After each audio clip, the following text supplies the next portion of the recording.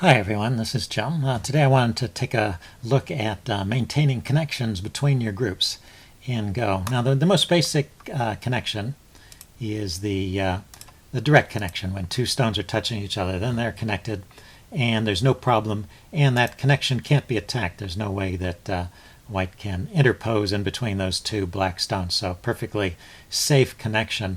The problem with it is that it's just very slow, so if you're trying to build some territory one step at a time, let's see, if we back up, your opponent maybe can branch out and move it two steps at a time and just cover a lot more area than you can. You're just kind of creeping along here. So it's a very slow way to play, and a good player can take advantage of that. The space you create is usually very safe, difficult to invade, but it's very slow to create it. So you want to be able to grow a little faster than that in a lot of cases. And the question is, how fast can you grow and when is it safe? So the simplest safe jump is this diagonal move. I guess that's not technically a jump, that's a diagonal move. And the reason it's safe is that it takes two moves to break the potential connection, because there's two ways those stones could be connected, either through h4 or through g5 there. So white plays here, you play there, and vice versa. So that's a safe connection, cannot be broken, but it does give your opponent a tempo move. He can play that move in sente, and that, and combined with other moves, may cause you some trouble. So I mean, there are still going to be times when you want to make that direct connection and not go for a diagonal connection, but almost all the time a diagonal move like that is pretty safe. Oh, I did want to mention that the direct connection has a use in fighting. If you're in some sort of situation where your opponent is trying to attack your stones, then the direct connection here, the extension, is a way of strengthening that stone and giving it more liberties. So the most common use of this direct extension is in fights, close-in fighting, rather than in trying to gain space. And when you're trying to gain space, then you usually try to make bigger jumps. So instead of the diagonal move, let's in addition to the diagonal move, there's one other move which is, or setup, which is completely safe, and that's one we've talked about before, and that's the bamboo joint. So if you see a bamboo joint, and maybe you have other stones out here and other stones out here, the bamboo joint is actually a connection between the groups, the stones you have over here and the stones you have over here, and it's a perfectly safe connection, again for the same reason that when white tries to invade, there's two ways to connect, and when your opponent takes away one of those ways, then you can connect using the other method. So the bamboo joint is connected automatically. Although once again, white does have this move in sente. He can take that move with tempo, and if that's a useful move for him, you do have to be careful to watch out for that. But the advantages usually outweigh the disadvantage of setting up a flexible structure like that to allow yourself to connect in many different ways. So now let's go to jumps that are not always connected. And the most common jump is the one space jump. And it's not a safe connection in all cases. White can try and block that. Let's see, you can come on top and gain a tempo. You can attack that stone, but the stone can run away, and then you can get half of the connection, but then, white can try and break those stones apart. And usually successfully. It depends on what else is in the neighborhood. But say you strengthen this stone and prepare to attack that stone. You're about to catch it in the ladder, but it can run out here. And now white has successfully split your stones into two groups. So a one-space jump by itself is not necessarily safe, although white did have to play quite a few moves to break that up. So this result might still be good for black. That is to say, you might want to play that one space jump in a case where you don't mind if they're completely disconnected, because white will have to waste some time to perform that disconnection. It's not a simple operation. And there are also times when that connection is safe. So for example, let's back up. Suppose black has a wall here that's developed as a result of some fight down in this part of the board, and then he's got a stone up here, and he makes a one-space jump. This jump is actually perfectly safe now. There's no way for white to break that up, and the reason is that the wall nearby lends some strength to these stones. What you can do if white tries to break up that connection, you can attack it from on top, drive it down into your wall, and then it can't escape. And you probably didn't even need all three stones there to catch it that way. So you just have to look at what's in the neighborhood of your one-space jump. It might be a perfectly safe jump in any case. And of course, people do use the one-space jump a lot, even in cases where it's not perfectly safe, just because it's more useful to grab the space and then worry about those attacks later. But there are places where the one-space jump, in addition to being around your own stones, there are places where the one-space jump just on the board is completely safe. And one of those places, I'm sorry I put that stone there, but that's okay. A place where you can do a one-space jump and it's always safe is on the second line. And the reason why the second line one-space jump is always safe is because you can connect underneath. And there's no way for white to prevent you from completing this connection. Well, first of all, you're attacking this stone, so he probably needs to extend here. And then you can connect that one, and then when he attacks here, you can break it off. Even if white had, say, set up the connection with a move like that, looking at playing a connection, you still don't have to worry about it just yet. White can play in there, and you can play underneath, and you're still connected, because as white tries to break up these further connections, you can capture those stones when they appear. And now, unless there are special circumstances here, your black is going to be able to play stones here and here, and then he's got a secure connection between those two stones that he started with. So a one-space jump on the second line is always safe, and that connection underneath is a very useful technique. Now, I'm getting a lot of this information from a book that I have, and I wanted to mention it because I'm going to go into some more complicated lines, and I'll give a reference to the book there as where to credit to the book as to where I got it. This book was written by Edward Lasker, and I bought this a long time ago when I was first learning about Go, before I gave it up. And Edward Lasker, he attracted me because he was a chess player, and he's famous for a game he played against Capablanca. He's not the world champion Emmanuel Lasker, but maybe a distant relative of his, and a pretty good chess player in his own right. So it's just interesting to see. I was interested in seeing what he had to say about Go. And it's not the greatest book. It's a little bit out of date. It was written back in the 30s, and so the openings are not current.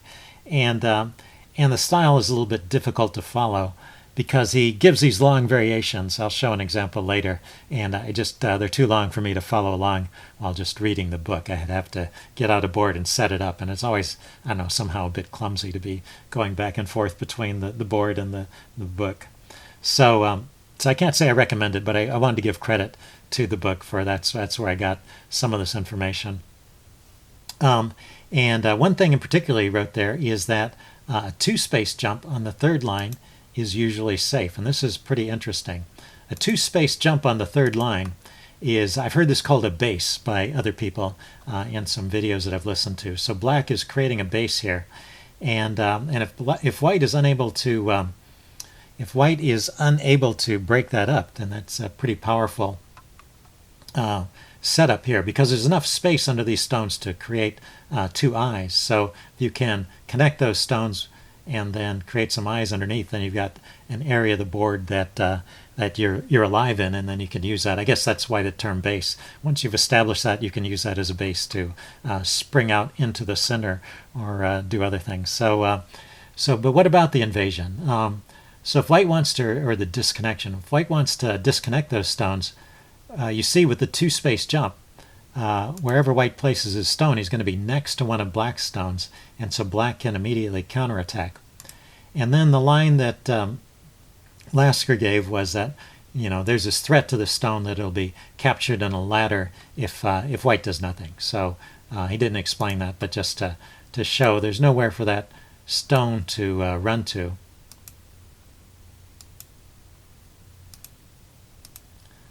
you can capture that before he captures your stone. So so white needs to do something to try and save that stone. And so he said, and if white extends this way, then you just extend. And these stones still can't escape. They're boxed in by these two stones, and these two stones over here, there's no way they can run out, and you're going to capture them. Which I guess is clear enough here. If this white stone comes here, you're going to block this way. If he tries to run out here, you're going to block this way. You need to connect, but it appears that you're going to be able to capture those stones eventually. So I guess that's pretty clear, but that's the only line he gave. And it seems like there are other ways that white could play here. For example, here.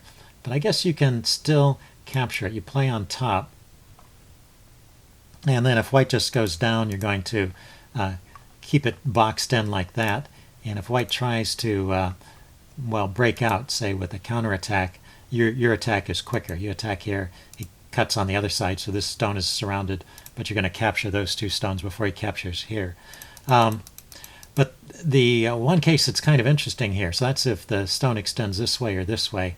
But how about this diagonal move, h2? And I'm not sure what the answer is here. I was thinking, if you play here to try and capture it, white plays here, it gets into a pretty complicated sequence. I wasn't sure how that all worked out. It might be interesting to set up on the board for yourself and try and figure it out. One thing I did come up with is this idea that you can play here. So you're threatening to connect, and you're also threatening this stone. So he plays here to defend his stone, and then you connect. And so you've got half a connection. And if white tries to break up the other half of the connection, this stone is caught in a ladder. And so maybe as long as this ladder works, I just want to show the ladder. So this ladder will go like this. As long as there's no white stones out here that will break up that ladder, it seems like this is going to be a success for black. So maybe that's what is the intended response there. I'm really not sure. I just wanted to throw out that idea. And then the reason why I came up with that diagonal move is because of the next condition that that Lasker showed. He said that a two-space jump on the third line is not safe. So here we have black stones. So we said, a two-space jump on the third line is safe, but a two-space jump on the fourth line is not safe. And he gave this sequence. And, this is an example of what I mean by he gives a long sequence, which is hard to follow. The diagram he had went this far. It showed these two stones and then this stone cutting in the middle. And then the rest of it was all text. A stone played here, identified by letter and number, and then a stone played here. But let's show what happens. So black plays on top, trying to prevent that stone from breaking out and then trying to capture it.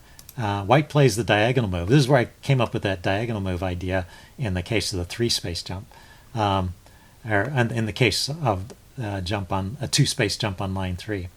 And this attack here, if you're on line 3, this attack doesn't work because white can counterattack and actually capture that stone. But here, the stone is too far away from the edge, so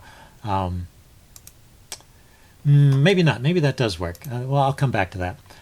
Anyway, let's continue with this example. We're attacking this stone. White has to defend it, and then we place a stone on top, so these stones can't escape. But now white counterattacks this black stone. It extends, and white attacks again. I think from the top side. The stone runs out this way. It needs to escape. It was about to be captured. Then white can go this way. Black can extend. Black wants to hane here, but he needs to extend first because that stone will be too weak. Now black hanes to try and prevent this from expanding. White plays here. Black plays here. Once again, he can't hane because this stone is too weak. And then white gets to play there. And what Lasker says about this position is now actually white lives. White has enough space for two eyes here. So a pretty interesting sequence and one that's worth going over a couple times. Let's see, I got something wrong there. It was black there. Oh, that's right. Black doesn't extend this way. Black connects that way, and then white plays there, and white has enough space to live. You can see there's going to be an eye in the corner and an eye here or here or here. In one of these spaces, there'll be another eye. So, Yeah, I guess, and you just have to be able to capture any stone that invades, and I guess white can do it.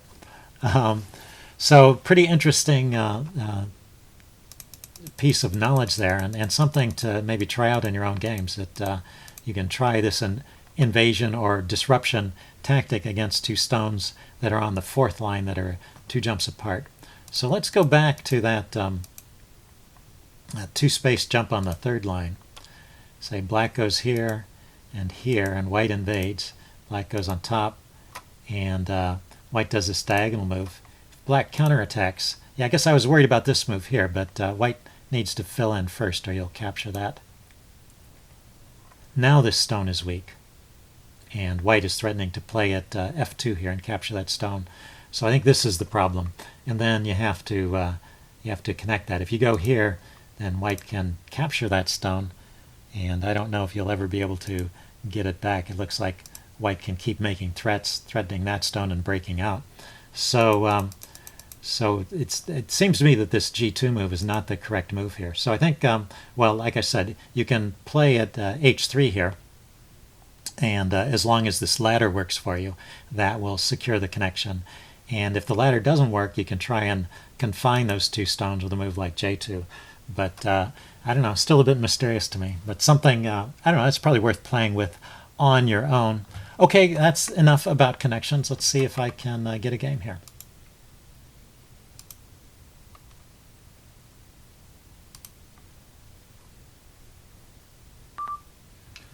Here we go. Okay, I get the first move here. And it goes diagonally. Let's play one off the 4-4 point, one off the start point. And he plays one off the start point here. Coming forward, that's kind of an aggressive move. So I suppose I can play back in here at some point if he doesn't secure that corner. Let's try to approach on the bottom first. He just blocks. That's interesting. Okay, let's secure this corner. This is often a good move here when you have a stone off the 4-4 point to place another stone nearby to help it out. This corner is not secure either. Oh, that's a very close approach. Let's block. And he blocks. So he's building up a lot of space here. I guess the advantage of this forward stone here. And so he's got this territory. He's trying to build some territory like this, it looks like, which would be pretty good. What can I do to disrupt that? He can continue to attack over here, can't he?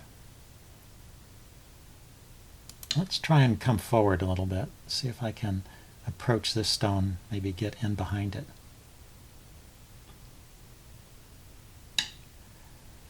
Yeah, so he played there. Let's secure that connection. See what he does. Plays there. Okay, so I want to break up things. Yes, I don't like the way things are going here. Let's branch out. We'll do that 1-space jump I was talking about. And he's playing over there. That's interesting. I don't want him to come in too close. That's a diagonal move. See how he moved diagonally and he's coming in. Let's see, if I play here and he tries to break it up, I'll play underneath. He will fill in. I can connect over here. I think that's probably okay.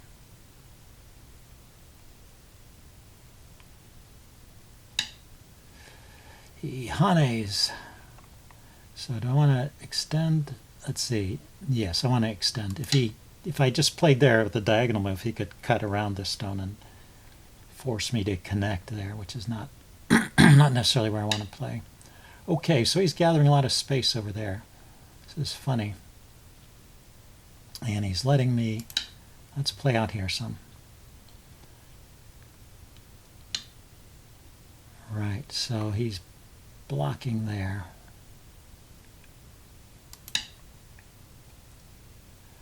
Blocking me from getting over to the side. The reason you need these connections is you know, I might not be able to get an eye here, but if I can connect to a group that has an eye down here, or 2 eyes, you need to get 2 eyes to live, then it can be safe.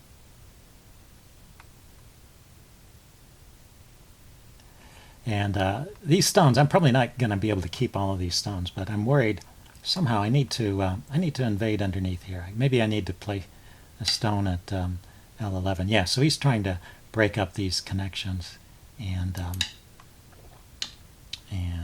he's attacking that stone, so I'll probably give that up. But I'll take this stone, and now this line is connected here. And I'll attack that. That'll force him to take that stone. I'm not sure that was strictly necessary, but what I want to do is creep a little closer here. The diagonal move doesn't work here because he can cut. But maybe another little jump. Let's see if I can get away with another jump.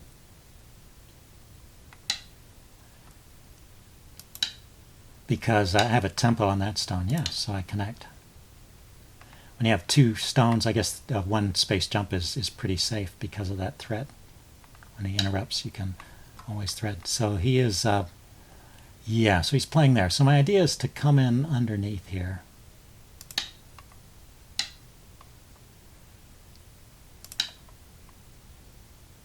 And this, I could connect this way or sideways. I was thinking that 3 stones side by side here might be enough to build something over here and live. That's my plan. I'm going to run towards the corner. That's just a little bit of territory, but it takes space away from white. So I think that's useful to do. So let's keep building that. And then, so I think I can make a live group here. We'll see. And I think that this is connected, and I hope to build a live group down here. Where do I, how do I make an eye here?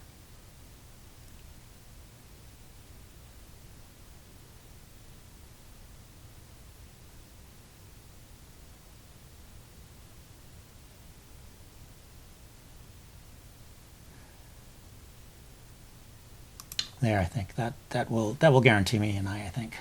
2 eyes, one here and one over here.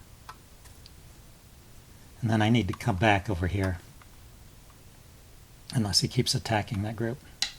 Yeah, so we need to come back over here and hopefully settle this area and make sure this stays connected.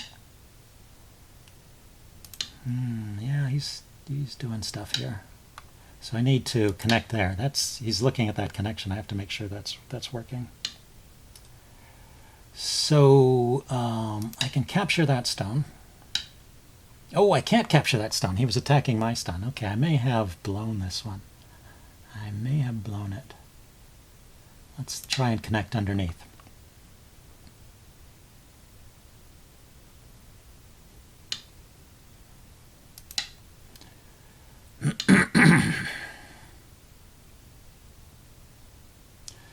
Okay, let's see. If I play here, he will capture that stone.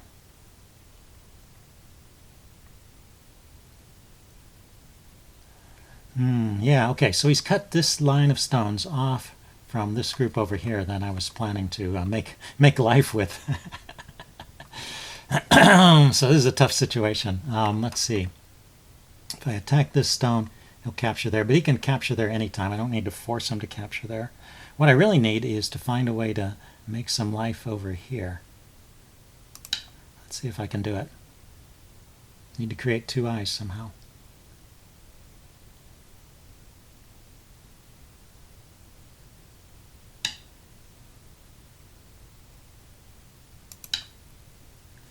May not be possible. Yeah, he's still attacking there.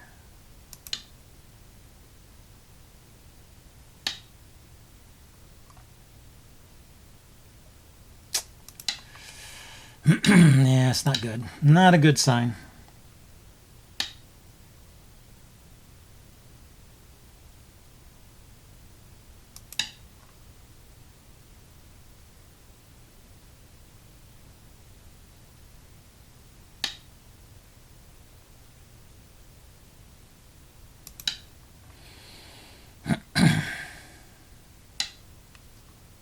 Ten, 9. I've got this group surrounded, but he can fill in or he can capture that stone. So this little trick wasn't working, I guess. 9. Yeah, he just fills 7, in. 6, 5.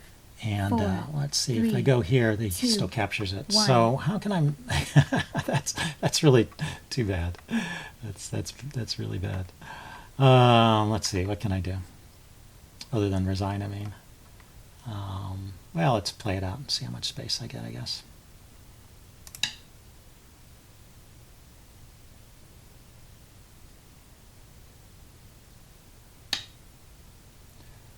Ooh, he just keeps attacking everything. Boy, this guy's vicious.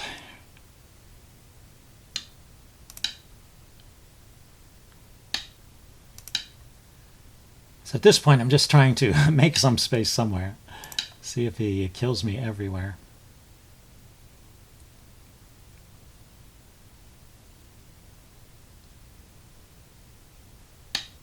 Well, I did have one room of, with one group with a couple of spaces over here. That's about it. He might be able to find a way to kill that too, the way he's playing.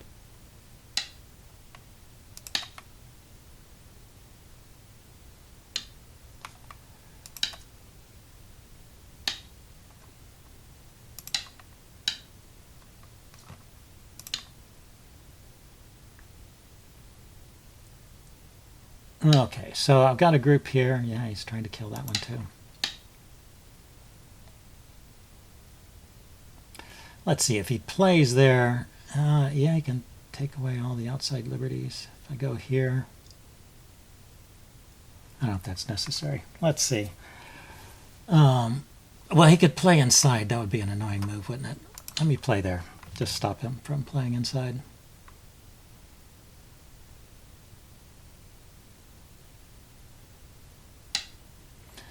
Okay, so let's make sure this group lives.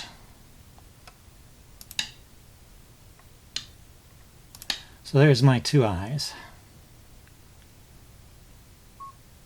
And he passed. So let's see, can I do anything? This group has 2 liberties, 3, 4. Yeah, it's difficult. I mean, I can take away that one. I can attack these 2, but he can connect. And he can also connect here. And this has 10, 2 eyes. 9, 8. These are 7, dead over here. 6, 5. And these 4, stones are all 3, dead here. 2. No way to make 1. an eye. Okay, I'm going to pass here too. No sense prolonging the agony. Yeah, see, look at all that. All those stones removed.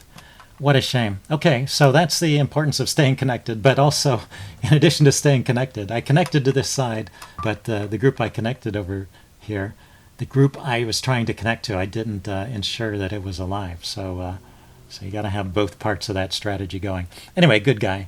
Good game. You can see this guy was a good player. So anyway, hope you guys enjoyed this, and I will see you again next time. Bye.